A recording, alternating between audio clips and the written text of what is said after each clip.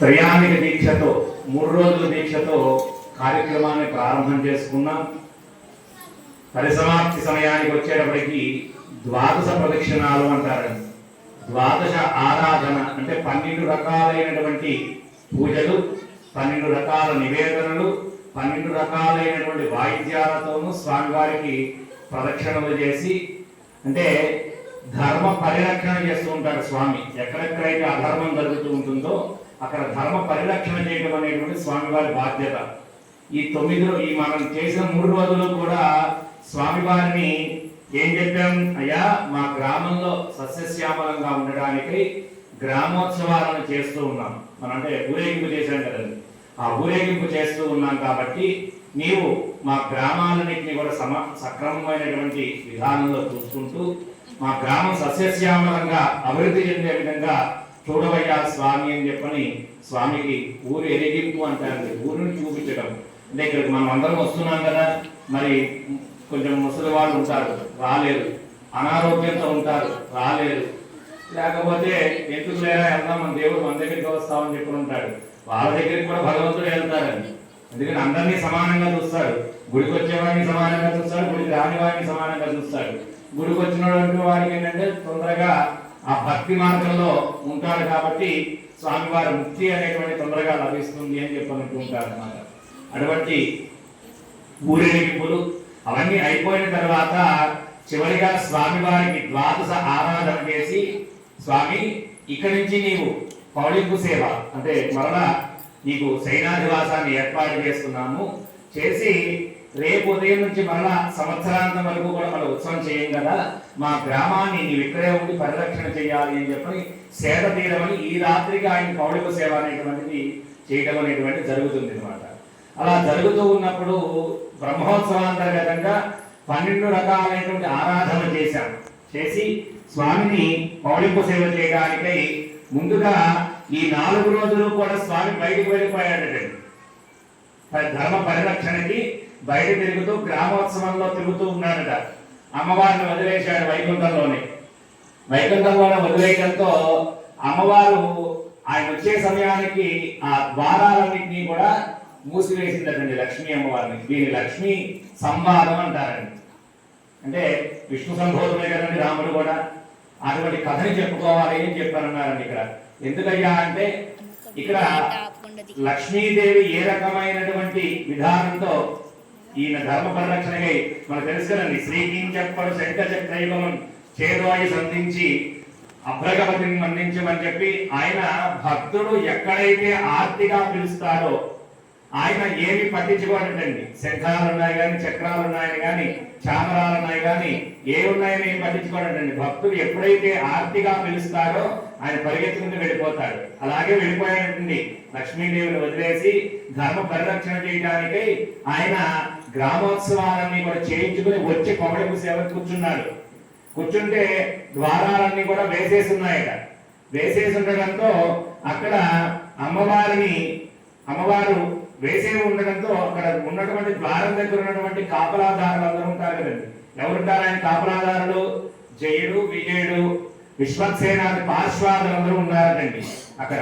విశ్వక్సేనుడు అందరూ కూడా ఉంటే, అయ్యా ఈ యొక్క ద్వార బంధనం చేయడానికి గల కారణం ఏమిటి అని చెప్పి వాళ్ళని అడుగుతున్నారండి. అడుగుతూ ఉన్నారు. ఎందుకు ఇక్కడికి వచ్చినటువంటి వారు విష్ణుమూర్తే, కానీ ఆయన ధర్మ పరిరక్షణ చేసేటప్పటికి బయటకు వెళ్ళొచ్చేటప్పటికి శంఖ చక్రనామాలు లేవు ఆయన దగ్గర, వింజామరం లేవు. విష్ణుమూర్తి అంటే విలాసవంతంగా ఉంటాడు కదండి. ఆయన ఎలా ఉంటాడు? సశంఖ చక్రం, సకిరీట కుండలం, సపీత వస్త్రం, సరసీరుహేక్షరం, సహార వక్షస్థల శోభి కౌస్తుభం, నమామి విష్ణుం శిరసా చతుర్భుజం. ఎప్పుడు చూసినా కూడా ఆయన దేదీప్యమానంగా వెలుగొందుతూ ఉంటాడు. మరి ధర్మ పరిరక్షణకు వెళ్ళొచ్చినప్పుడు అవన్నీ ఉండవు కదా, అనేక రకాలైనటువంటి ఇబ్బందులు పడి వచ్చాడు ఆయన. అలా ఉన్నటువంటి ఆయన చూసి విశ్వక్సేనాది పార్శ్వాదులు కూడా ఎవరు గమనించలేకపోతున్నారండి. ఆయన లేకపోయేటప్పటికి ఈయన అడిగారు, ఎందుకు కవాటాలు బంధింపబడ్డాయి అని చెప్పి అడుగుతుంటే అసలు మీరెవరు అని అడిగారండి వీరందరూ కూడా. ఆయన్ని విశ్వక్సేన పార్శ్వాదులందరూ కూడా ఎవరయ్యా మీరు అని చెప్పి అడిగారండి ఆ విష్ణుమూర్తిని. అడిగితే ఆయన అన్నారంటండి, నేను ఎవరినంటారంటయ్యా, ఈ వైకుంఠానికి పతిని నేను, నన్ను శ్రీనివాసుడు అంటారు అని చెప్పి అన్నారంటండి. అని చెప్పగా ఆయన అన్నారట. ఇవన్నీ ఇలా వీరిద్దరి మధ్యలో ఉన్నటువంటి బయట ఉన్నటువంటి వారికి ఈ విష్ణుమూర్తుల వారికి మధ్య సంభాషణ జరుగుతూ ఉంటే లోపల లక్ష్మీదేవికి వినపడుతున్నాయండి. వినపడుతూ ఉంటే ఆవిడ పై లోపల నుంచి అరిచిందట, ఎవరయ్యా బయట, ఎందుకు అరుస్తున్నారా బయట, అరిచేటువంటి వాళ్ళు ఎవరు, దొంగలా లేకపోతే వచ్చినటువంటి వారు ఎవరు నాకు చెప్పాలి అని చెప్పి లోపల నుంచి అరుస్తున్నారటండి లక్ష్మీ అమ్మవారు. లక్ష్మీ అమ్మవారు మీరెవరు, వదాన్యుడా, చోరుడా, జార పూజితులా అని చెప్పని అనేక రకాల ప్రశ్నలు వేస్తూ ఆయన అడుగుతూ ఉన్నదండి. ఆయన విష్ణుమూర్తుల వారిని అడుగుతుంటే విష్ణుమూర్తులు వారు చెప్పుకోవాలి కదా మరి ఎవరైనా వచ్చేటువంటి వారు ఎవరినయ్యా అని చెప్పనంటే, అహల్య శాప విమోచనానంతరం నన్ను రామచంద్రుడు అన్నారయ్యా. అంతేకాకుండా సోమకాసుడు అనేటువంటి వాడు వేదాన్ని దొంగిలించినప్పుడు మత్స్యావతారం ఎత్తినప్పుడు మత్స్యకాసుడు అన్నారయ్యా నన్ను. అంతేకాకుండా బ్రహ్మకే నమస్కరింపబడినటువంటి వారిని, లక్ష్మీదేవిని వక్షస్థలంలో దాచుకున్నటువంటి వారిని, నీకు నాథుడి నమ్మ శ్రీనివాసుని నేను చెప్పుకున్నాను. చెప్పాలి కదండి, ఎక్కడికి వెళ్ళొచ్చామని ప్రశ్న వేస్తున్నప్పుడు ఎవరన్నా అడుగుతున్నప్పుడు ఆయన చెప్పాడు, అహల్యా శాప విమోచనానంతరం స్తుతింపగా రామచంద్రుని స్తుతించారు నన్ను. అంతేకాకుండా సోమకాసుడు అనేటువంటి రాక్షసుడు వేదాలను దొంగిలిస్తూ ఉంటే ఆ వేదాలను రక్షించినప్పుడు బ్రహ్మే నమస్కరించాడమ్మా నన్ను. అంతేకాకుండా నాకు అనేక రకాలైనటువంటి ఆభరణాలని ధరింపజేపినప్పుడు సకలాభరణ దారుడు అన్నారమ్మా. అంతేకాకుండా నేను నీకు పతిని శ్రీనివాసుని అని చెప్పాడండి ఆ యొక్క అమ్మవారికి. అమ్మవారు మరలా లోపల నుంచి ప్రశ్న వేస్తూ ఉన్నదండి, అయ్యా స్వామి, ఓ ముకుంద, మెరుపు తీగ మేఘమలే కలువలు వికసించజేయనటువంటి భూతలయం ప్రహ్లాదులకే చంద్రుడు సముద్రం విడిచి ఉండడు కదా, పారవంశం చేత నీ వెరిగివు కదా, నీవెట్లా నన్ను ఎరిగిదివయ్యా అని చెప్పి అడిగిందండి. అయ్యా నాకు పతిని చెబుతున్నావు కదా, భార్యాభర్తలంటే ఎడబాటు ఉండదు కదా, భార్యాభర్తలంటే ఎడబాటు ఉండదు కదా, ఎప్పుడు భార్యను ఎండబెట్టుకుంటానని చెప్పావు కదా, మనం చెప్పుకున్నాం కదా, ధర్మ అర్థ కామ మోక్షంలో ఆమె ఉండాలని చెప్పుకున్నావు కదా, వదిలిపెట్టమని చెప్పావు కదా. వదిలిపెట్టమని చెప్పి చంద్రుడిని వీడి దివి అంటే ఆకాశం ఎలా ఉండదో, ప్రహ్లాదుడు భక్తిని వీడి ఎలా ఉండడో, అలాగే నీవు కూడా నన్ను విడిచిపెట్టి ఉండకూడదు కదా, ఎక్కడికి వెళ్ళావు ఇన్ని రోజులు అని అడిగిందండి. భర్తవే అంటున్నావు కదా, నాకు భర్తవైతే నీవు ఇన్ని రోజులు ఎక్కడికి తిరిగి వచ్చావు అని అడిగానండి. అంతే కదా. అలా అడిగితే ఆయన చెప్పుకుంటున్నానండి ఏమని, అమ్మా నేను భక్తులందరినీ రక్షించడానికి సద్గుణ పరిత్రాణాయ సాధూనాం వినాశాయ చతుష్కృతాం ధర్మ సంస్థాపనార్థాయ సంభవామి యుగే యుగే. ఏం చేస్తాడండి ఆయన, ఎక్కడెక్కడైతే అధర్మం జరుగుతూ ఉంటుందో అక్కడక్కడ ఆయన ఉద్భవిస్తూ ఉంటాడండి. పరిత్రాణాయ సాధూనాం వినాశాయ దుష్కృతాం ధర్మ సంస్థాపనార్థాయ, ధర్మాన్ని స్థాపించడానికి అక్కడక్కడ ఆయన ఉద్భవిస్తూ ఉంటానమ్మా నేను అటువంటి వాడిని, కాబట్టి నేను ఎంట వెంటనే వెళ్ళలేను అని చెప్పి అన్నాడండి. అంతే కదండి, భర్త సంపాదించడానికి వెళ్తాడు, వెనకాల మన వ్యక్తిని వెళ్తాడా, సాయంత్రం ఇంటికి వస్తాడు కదా, అనే దాంతోనే ఆయన సంపాదించడానికి వెళ్తాడు. వ్యవసాయం చేయడానికో లేకపోతే వ్యాపారం చేయడానికో ఉద్యోగం చేయడానికో ఏదైనా భర్త వెళ్తాడు, మన వెనకాల వెళ్ళాం కదా. అలాగే నా యొక్క రక్షణ ఏంటయ్యా, నేను చేయాల్సిన బాధ్యత ఏంటయ్యా అంటే నేను ధర్మ పరిరక్షణ చేయడానికి అందరూ పిలిస్తే వెళ్ళానమ్మా అని చెప్పన్నాడండి ఆ యొక్క శ్రీనివాస స్వామి ఆవిడతో. సరే బానే ఉంది, ఓ శ్రీనివాస చెబుతున్నావు బానే ఉంది, జాతి చంపక మల్లికాది కుసుమ సౌరభ కర్పూర కుంకుమాగలనే వారి చూర్ణముల మిశ్రితమైనటువంటి చందన సువాసరితమైన నూతన పరిమళ శోభితమై తిరుమేని ప్రకాశించుటకు కారణమేమి, చిరు శరీరములకు పూజన పుణ్యపుష్పములు విడిచి తొమ్మిదలు తమ వెంట ఝుంకాగలాదము చేసుకుంటూ వస్తున్నావు కదా, ఓ సర్వహోమ, ఓ మనోహర, నాకు ఒక పని తెలుపుము అన్నదండి. అయ్యా కష్టపడి వచ్చానంటున్నావు కదా, నువ్వు కష్టపడే వచ్చావు, కష్టపడడానికి ఏం పడుతుంది, చెమటబడి దుర్గంధమైనటువంటి వాసన వస్తుంది కదా, అటువంటి వాసన లేదు నీ దగ్గర. ఎలాంటి వాసన వస్తుందంటే జాతి చంపక కుసుమాది అనేక రకాలైనటువంటి పారిజాత సుగంధమైనటువంటి పుష్పాల యొక్క అగర వాసన నీ దగ్గర వస్తున్నది. అంతేకాకుండా ఆ వాసనకి తుమ్మిదలు అంటే ఈ తుమ్మిదలన్నీ కూడా పువ్వులను వదిలి నీ వెనక ఝుంకారనాదం చేసుకుంటూ వస్తున్నాయి కదా, దీనికి గల కారణం ఏమిటి అని అడిగిందండి. ఆవిడకి అనుమానంగా ఉంది, ఎక్కడికో వెళ్ళొచ్చాడని చెప్పిన ఆయన. అనుమానం ఉండేటప్పటికీ ఆవిడ అనేక రకాలైన ప్రశ్నలు వేస్తూ ఉందన్నమాట. అయ్యా ఎక్కడికి వెళ్ళొచ్చావు? పని చేసి వచ్చానంటున్నావు కదా, పని చేసి వస్తే నీకు చెమట పట్టాలి కదా, ఇటువంటి అగరు పరిమళమైనటువంటి వాసనలు వస్తున్నాయి కదా, దీనికి గల కారణం ఏమిటి అని చెప్పి అడిగిందండి. అడిగితే ఆయన మరలా చెబుతున్నాడట, ఏమని? అమ్మా, నేను అనేక రకాలైనటువంటి ధర్మ అధర్మాలని శిక్షించి ధర్మ పరిరక్షణ చేస్తున్నప్పుడు అనేక మంది ఋషులందరూ కూడా స్తోత్ర పారాయణ చేశారు. ఆ స్తోత్ర పారాయణ చేసి అనేక రకాలైనటువంటి సుగంధ పరిమళ మిశ్రితమైనటువంటి పుష్పాలన్నింటినీ కూడా నా మీద వెదజల్లారు. కాబట్టి ఆ వెదజల్లినప్పుడు ఆ పుష్పాల యొక్క సౌరభమే కానీ వేరేదేమి కాదు అని చెప్పి అన్నాడటండి ఆ శ్రీనివాస స్వామి. సరేనయ్యా, బానే ఉంది. తామర పూలు గల స్కందలు గల స్వామి, కాంతికే దొండపండు వలె నువ్వుచే మౌక్తిక ప్రభావములను తమలో అధరోష్టములు చిలకలచే కొరకబడిన చిగురుడాక వలె ప్రణయక్తమై కనబడుతుండడానికి దీనికి గల కారణం ఏమిటి అని అడిగిందండి. అంటే అయ్యా బాగా కష్టపడి వచ్చానంటున్నావు కదా, నీ యొక్క తిరునేమి ఎలా ఉండాలంటే చక్కగా ప్రకాశవంతంగా ఉండాలి నీ ముఖం అంతా కూడా. అలా లేకుండా నీ యొక్క పెదాలు ఏంటో దొడ్డ పండు కొరికినట్లుగా ఎర్రగా మారిపోయి రక్తాలు స్రవిస్తున్నాయేమిటి అని అడిగిందండి. ఆయన యొక్క పెదాలన్నీ కూడా రక్తం కారుతూ ఉన్నాయండి. ఆ సమయంలో ఆ ఇంటికి వచ్చేటప్పుడు ఎందుకు ఇలా కారుతున్నాయి అని చెప్పని అడిగిందండి. అడిగితే దానికి ఆయన చెప్పారు, నేను అధర్మాన్ని ఎట్లాగైతే దుష్టులందరినీ శిక్షించడానికి ఏం చేస్తూ ఉన్నానో ఆయా సమయాల్లో పాంచజన్యం అనేటువంటి దాన్ని వాళ్ళందరికీ భయాన్ని కొలిపించడానికి పాంచజన్యం పూజాలంటండి. పాంచజన్యం అంటే ఏంటి? పాంచజన్యం అంటే ఏంటి? శంఖం.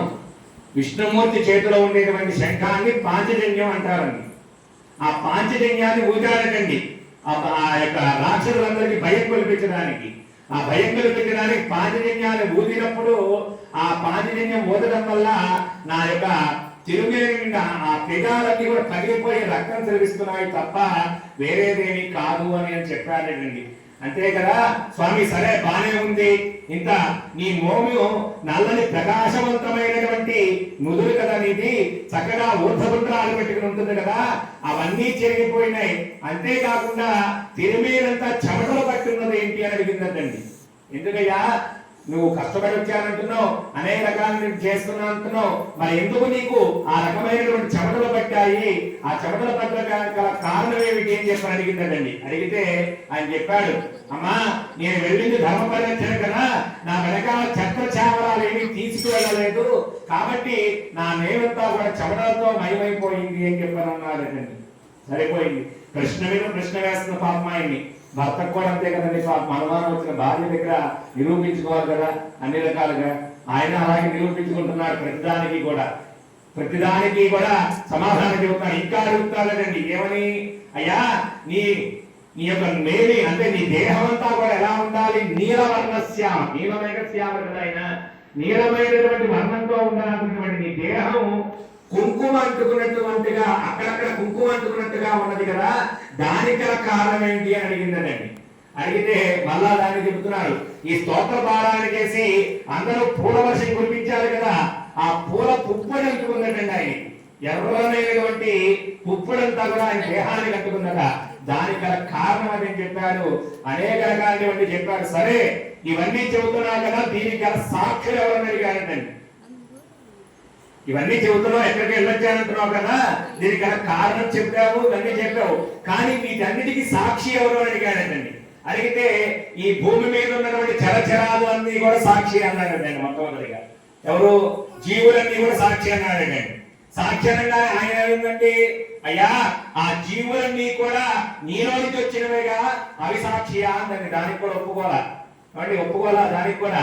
ఈ జీవులన్నీ కూడా నీ చరాచర జీవం నీ నాడిలో అంటే విష్ణుమూర్తి యొక్క ఆ చర్మం మీద ఉన్నటువంటి రోమాల నుంచి వచ్చినటువంటి జీవులన్నీ కూడా అవే కదా, దానికి వాటికి సాక్షి ఎలా పెట్టమాకు, అది కాదు అన్నదండి. సరే కాదంటున్నావు కదా, నేను తిమింగలాలన్నీ ఉన్నటువంటి సముద్రంలో దూకుతాను, సమ్మతమేనా నీకు అని అడిగారటండి. దీనికి సాక్షిగా సముద్రంలో దూకుతాను నీకు సమ్మతమేనా అడిగారటండి. అయ్యో ఎంత మాట అన్నావు స్వామి, ఎప్పుడూ నిత్యం దాని మీదే పడుకుంటావయ్యే నువ్వు. తిమింగలాలన్నీ కూడా నీ పాన్పు కిందే ఉంటాయి. ఈ భూమండలాన్నంతటినీ పోసేటువంటి ఆదిశేషుడు కూడా నీకు ఒక వాహనంగా ఉన్నాడు, ఆయనే పాన్పుగా ఉన్నాడు నీకు. అవన్నీ నిన్నేం చేస్తాయి స్వామి అన్నదండి. దానికి కూడా ఒప్పుకోవాలా. సరే, కాల సర్పము అంటే బాగా ఆకలితో ఉన్నటువంటి సర్పంకి నేను వెళ్ళి ఆహుతి అవుతానన్నాడటండి. దాని మీదే పడుకుంటున్నావు. 1000 పడగలు కలిగినటువంటి 1000 తలగలు కలిగినటువంటి శేషుడు ఆదిశేషుడు యొక్క పాన్పే నీకు వేసి ఉన్నారు. ఆ పాన్పు మీదే పడుకుంటున్నావు నువ్వు. దాని మీదే నాట్యం చేశావు. కృష్ణావతారంలో చేశాడు కదండి, ఆ కాలనామ మీద నాట్యం చేశాడు కదా. అటువంటి నాట్యం చేసినటువంటి నీకు ఆ పాము ఒక లెక్క, చిన్న పాము ఒక లెక్క నీకు అని అంటారు. దాన్ని కూడా ఒప్పుకోలేదు. లేదు, కాలనాగండి అంటే ఈ కాలాహుతి అగ్నిలో దూకుతానన్నాడటండి. అయ్యా ఇదంతా కాదమ్మా, సరే ఇక అగ్నిలో దూకేస్తాను, అగ్ని ఏమో సాక్షిగా పెడతానన్నాడటండి. అగ్ని ఎందుకు సాక్షి? అసలు అగ్నియే నీ తత్వం. నీవు కంటిలో నుండి అగ్నితత్వాన్ని పుట్టించుకున్నావు, కంటిలో నుంచి చంద్రతత్వాన్ని పుట్టించుకున్నావు కదా. అగ్ని నీకు సాక్షియా? దీనికి కూడా సమ్మతం కాదు అన్నదండి. అగ్నిలో దూకినా ఆయన వచ్చేస్తాడని తెలుసా వాడికి, అగ్ని కూడా సాక్షి కాదన్నాడు. సరే, వీటన్నిటికీ పరమేశ్వరుడు సాక్షి అన్నాడండి. పరమేశ్వరుడు సాక్షి అని చెప్పాడండి. చాలా లెక్కలైన వాడు చెప్పావులే. పైన జటాజూటంలో ఒక అమ్మవారిని, వామాంకంలో ఒక అమ్మవారిని పెట్టుకుని ఇద్దరికీ తెలియకుండా కపట నాటకాలు ఆడుతున్నటువంటి పరమేశ్వరుడు దీనికి సాక్షి అన్నదండి. దీనికి కూడా ఒప్పుకోవాలా. పాపం పరమేశ్వరుడు కూడా నిందించేసింది ఆ సమయంలో. ఇద్దరికీ తెలియకుండా కపట నాటకాలు ఆడుతూ ఉంటారు కదా, ఆ పరమేశ్వరుడు సాక్షి దీనికి ఏం చెప్పన్నదండి. ఏం చెప్పినా వినటం లేదు, ఎంత చెప్పినా వినట్లేదు ఆవిడ. ఆఖరికి ఆయన చెప్పాడండి, నాకు చాలా ప్రీతిపాత్రమైనటువంటి అమ్మ, వేదం అంటే ఇష్టం నాకు, వేదాల మీద ప్రమాణం చేసి చెబుతున్నాను, ఇంతకు మించిన ప్రమాణం లేదు అని చెప్పని వేదాల మీద ప్రమాణం చేశాడండి. ఎప్పుడైతే వేదాల మీద ప్రమాణం చేశాడో అమ్మవారికి కూడా జాలి కలిగింది. ఏమని, ఇంతకు మించి వెళితే అంటే తీగ తెచ్చితే బాగా తెగిపోతుందని చెప్పని అమ్మవారు కూడా శాంతించి, సరే స్వామి ఇక నుంచి ఇలా ఎడబాటు కాకుండా చూసుకోవాలి నన్ను అని చెప్పని ప్రతిజ్ఞ చేసుకుని అమ్మవారు లోపలికి రాణించి స్వామివారికి సపర్యలన్నీ కూడా చేసిందటండి. ఇలాగా ఎలాగైతే లక్ష్మీ సంవాదాన్ని వింటారో వారందరికీ కూడా భార్యాభర్తల అన్యోన్యమైనటువంటి దాంపత్యం కలుగుతుందని చెప్పని శాస్త్రంలో చెబుతూ ఉన్నారు. అటువంటి లక్ష్మీ సంవాదాన్ని చెప్పుకున్నాం. చక్కనైనటువంటి రామచంద్రుని యొక్క విశేషమైనటువంటి పుణ్యఫలితమంతా కూడా మనందరికీ కలగాలని చెప్పని కోరుకుంటున్నాం. రామనామానికి చాలా విశిష్టతని చెప్పుకున్నాం. అలా ఆ రామనామానికి విశిష్టత ఎంత ఉంటుందయ్యా అంటే, మనం ఎప్పుడైతే రామనామాన్ని మనసులో ఉంచుకుంటామో ఆయన మనం రక్షిస్తారటండి. ఏ రకంగా? మన అందరినీ కూడా ధర్మ పరిరక్షణ, ధర్మంలో ఎప్పుడైతే నడుచుకుంటూ ఉంటామో ఆ రక్షణ మనకు ఆటోమేటిక్ గా వస్తుందండి. అందుకే ధర్మం రక్షతి రక్షిత. ధర్మాన్ని ఎప్పుడైతే మనం రక్షిస్తూ ఉంటామో ఆ ధర్మమే మనం రక్షిస్తూ వస్తుంది అని చెప్తున్నాడు. తండ్రి ధర్మం తండ్రి నిర్వర్తించాడనుకోండి, తండ్రికి రక్షణ ఎక్కడి నుంచి రాదు, తన ద్వారానే వచ్చేస్తూ ఉంటుంది అనమాట. అలాగా ఎవరు రక్షణ చేస్తూ ఉంటారు. అటువంటి రామచంద్రుని సర్వరక్షకుడైనటువంటి రామచంద్రుని యొక్క రక్ష మనందరికీ కలగాలని చెప్పి కోరుకుంటూ, ఆ రాముడు ఎలా రక్షిస్తాడయ్యా అంటే నమ్మకం ఉండాలండి ముందుగా. అంటే మన ఇంట్లోనే మన గుళ్ళో దేవుడే కదా, ఏం రక్షిస్తారు మనం అనుకోకుండా ఆ రాముడు కనుక మనం ఉంటాడు మనతో కనుక అనుకుంటే రక్షిస్తాడండి. ఒక కథ చెప్పుకుందాం. ఒక సమయంలో ఈ మధ్యన 90లో జరిగినటువంటి విషయమేనండి. మనకి ఒక హైదరాబాద్ లో ఒక మంచి సంపద కలిగినటువంటి ఒక ఆయన ఉన్నారటండి. షరా మామూలే ఆయన. ఎలాగంటే ఈ రోజుల్లో డబ్బులుంటే ఏం చేస్తారంటే బాగా చదివించి అమెరికాలో పంపించేస్తారు కదండి. కొడుకులు ఇద్దరు అమెరికాలో ఉన్నారట. కాలం గడుస్తూ ఉన్నది, ఈయన పెద్ద వయసు వచ్చింది. ఈయనకేమో రోజు రామనామం రాసుకుంటూ అనడం అలవాటండి. ఈయనకి రోజు మానడటండి. ఈ పెద్ద ఆయన రాగం చేసుకుంటూ ఉన్నాడు. నిత్యం జరుగుతూ ఉన్నది. ఇలా కాలానుగుణంగా భార్య కూడా మరణించింది. ఆవిడ కూడా కాలం చేసింది. ఈయన ఒక్కడే ఉంటున్నాడు. చక్కగా ఒక్కడే ఉంటున్నాడు. ఆయన ఒక్కడే ఆయన అలా చేసుకుంటూ ఉండడంతో కాలం గడుస్తుంది. కొన్ని రోజులకి ఆయనకు జబ్బు వచ్చిందటండి. పాపం పడిపోయాడు ఇంట్లో, ఎవరు చూడకపోవడంతో ఎవరో డబ్బు ఉంది కదండి బాగా, ఏదో హాస్పిటల్లో జాయిన్ చేశారు ఆయన్ని. హాస్పిటల్లో జాయిన్ చేశారు, చక్కగా జరుగుతుంది, ట్రీట్మెంట్ జరుగుతుంది, కోలుకుంటాడని చెప్పి అనుకుంటుంటే కోలుకోవట్లేదటండి. కొన్ని రోజులు అలా జరుగుతూ ఉన్నది. ఒక రోజంతా ఈయనకి బాగా తీవ్రమైనటువంటి అస్వస్థత వచ్చేసిందటండి. అస్వస్థత వచ్చేస్తే మలమూత్రాలు కూడా ఆయన పడుకున్నటువంటి దానిలో మనసులోనే అయిపోయినాయటండి. అనుకోవడంతో ఈయన అనుకున్నాడటండి, రామచంద్ర, ఇన్ని రోజులు నేను నిన్ను రక్షణ కోరాను కదా, ఇటువంటి సమయంలో కదా నువ్వు నాకు రక్షించాలి అని చెప్పని ఆయన అలా పడిపోవడంతో చాలా సార్లు పిలిచాడటండి. ఎవరు రాలేదట. నర్సులు ఉంటారు కదా, డబ్బులున్నాయి, బాగా మంచి హాస్పిటల్లో పెడతారు కదా, అందరూ నర్సులే చూసుకుంటారు కదా, ఒక్కరు కూడా ఎవరు రాలేదటండి పిలిస్తే. ఎప్పుడూ కూడా ఆ సమయంలో ఎవరు రాకపోవడంతో ఈయన రామచంద్రుని ప్రార్థించాడటండి, రామా, నాకు కావాల్సింది ఇటువంటి సమయంలోనే కదా రక్షణ నీది, నేను ఇన్ని రోజులు నీ నామాన్ని పలికాను కదా, నన్ను రక్షించవయ్యా స్వామి అన్నాడటండి. అన్నాడో లేదో ఎక్కడి నుంచి వచ్చారో తెలియదు, ఇద్దరు మగవాళ్ళు వచ్చారటండి ఆయన దగ్గరికి. వచ్చి, అయ్యో తాత ఇలా ఉన్నావేంటి, ఇలా పడుకున్నావేంటి అని చెప్పి ఆయన లేపారట. అదంతా శుభ్రం చేశారట. శుభ్రం చేసి మళ్ళా పడుకోబెట్టి నూతన వస్త్రాలు కట్టి చక్కగా పడుకోబెట్టారటండి ఆయన. పడుకోబెట్టి వెళ్ళొస్తాం తాత, ఇంకేమైనా కావాలంటే మళ్ళా ఇలాగే పిలువు అన్నారటండి. ఇలాగే పిలువు, మేము వస్తామని చెప్పి అన్నారటండి. ఎప్పుడైతే మాట అన్నాడో ఈయన స్వస్థత వచ్చింది. కొంచెం వచ్చేటప్పటికి పడుకున్నాడు, నిద్ర పట్టింది. ఉదయాన్నే ఆ హాస్పిటల్లో పనిచేసేటువంటి నర్సులు ఆడవాళ్ళు వచ్చారటండి. ఇద్దరు వీళ్ళ దగ్గరికి వచ్చి, అయ్యో తాత, ఏంటి చాలా చక్కగా ఉన్నావు నువ్వు, రోజు కంటే కూడా తేజస్సులో కనిపిస్తున్నాము, టాబ్లెట్లు పనిచేసినాయా ఏంటి అని చెప్పి అడిగారండి. మందులు అవన్నీ కూడా పనిచేసినాయా ఏంటి, చక్కగా ఉన్నావు నువ్వు అని చెప్పి అడిగారండి. ఏమోనమ్మా, ఏం చెప్పాలను నా విషయం, రాత్రి నా పరిస్థితి ఇది, ఇంత దారుణమైనటువంటి పరిస్థితి, పిలిచా ఎవరు రాలేదు, ఎవరో ఇద్దరు మగవాళ్ళు వచ్చారమ్మా, ఆ మగవాళ్ళిద్దరూ కూడా నన్ను ఇట్లా చేయడం వల్ల వాళ్ళు వచ్చి వెళ్ళిన దగ్గర నుంచి నాలో ఏదో తెలియనటువంటి ఒక తేజస్సు నాకు ఆరోగ్యంగా ఉన్నటువంటిగా అనిపిస్తున్నారమ్మా అని చెప్పి అన్నారండి. అయ్యో, మగవాళ్ళ నర్సులా తాత, అసలు మా హాస్పిటల్లో అనేటువంటి దాంట్లోనే మగ నర్సులు అనేటువంటి వాళ్ళు లేరు, అందరూ ఆడ నర్సులే అని చెప్పారు. అనుకున్నాడంటున్నప్పుడు వచ్చినటువంటి వారు ఎవరయ్యా, రామలక్ష్మణులు వచ్చారు నా దగ్గరికి అని చెప్పి అనుకుని అటువంటి రక్షణ ఆయన కల్పిస్తారని చెప్పని మొన్న జరిగినటువంటి దాంట్లో కూడా నిరూపణ అయింది. మనకి బ్రిటిష్ వాళ్ళలో కూడా చాలా మంది నిరూపణ అయిందని చెప్పని చెబుతూ ఉంటారండి. ఈ యొక్క మనకి ఈ ధవళేశ్వరం బ్యారేజ్ కడుతూ ఉన్నప్పుడు ఒక కాటన్ ధర కంటే ముందు ఆయన వచ్చాడండి.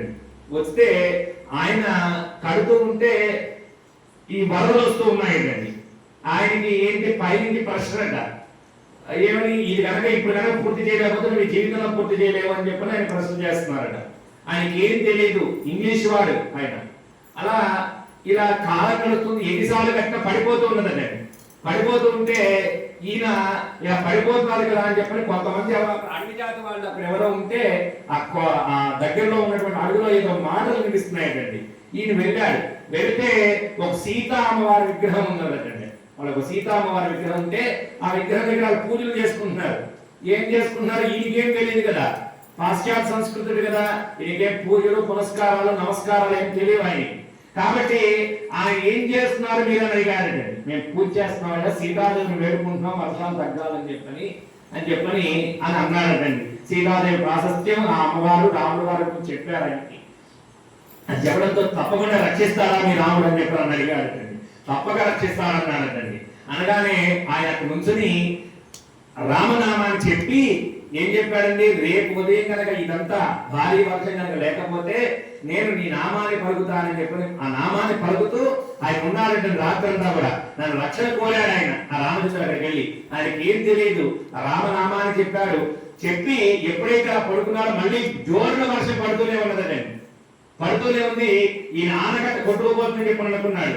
ఈయన ఎప్పుడు గబగబ పరిగెత్తుకెళ్ళి అక్కడ చూసేటప్పటికి మరలా ఇద్దరు మగవాళ్ళు ఎవరో అక్కడ వాటన్నిటికి అడ్డుకట్ట వేస్తున్నారంటండి. అడ్డుకట్ట వేస్తూ ఏంటి చూస్తూ ఉన్నావు, ఈ అడ్డుకట్టలన్నీ లాగు అని చెప్పిన ఆయన కూడా లాగమని చెప్పి అన్నారంటండి. అని వాళ్ళిద్దరు ఎవరో పురుషులు ఇట్లా వచ్చారని చెప్పి తర్వాత కథ చెబితే ఎవరో కాదయ్యా వచ్చింది రామలక్ష్మణులే అని చెప్పి తెలుసుకుని ఇవాళకి కూడా ఆ అమెరికాలో ఉన్నటువంటి ఆయన ఆశ్రమం ఇవాళకి కూడా ఉన్నదండి.